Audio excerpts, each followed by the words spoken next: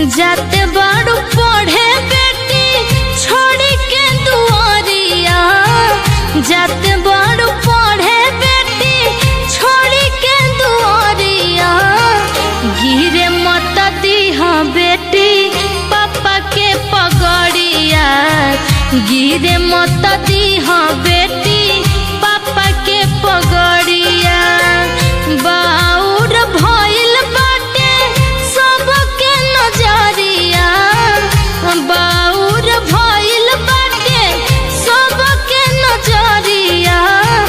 गिरे मत दीहा बेटी पापा के पगड़िया, गिरे मत दीहा बेटी पापा के पगड़िया।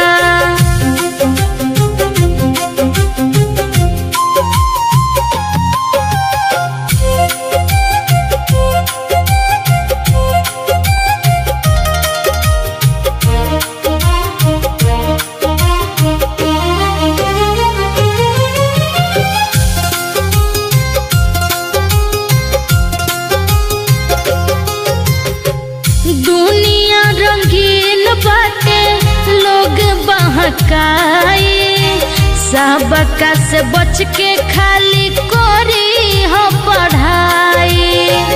दुनिया रंगीन बाटे लोग बहकाई, सबका से बच के खाली करी हो पढ़ाई। हंसता जमाना सबके मुँह करी हो करिया, हंसता जमाना सबके मुँह करी हो करिया।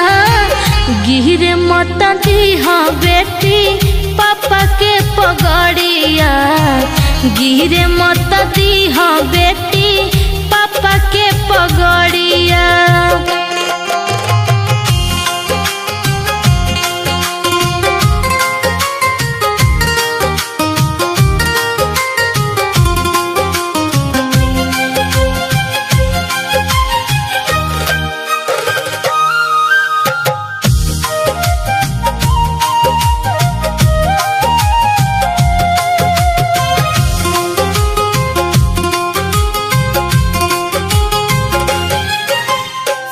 हर घर के इज्जत होली बेटी एनु धान हो, बुझी हसलोनी अपना पापा के मान हो।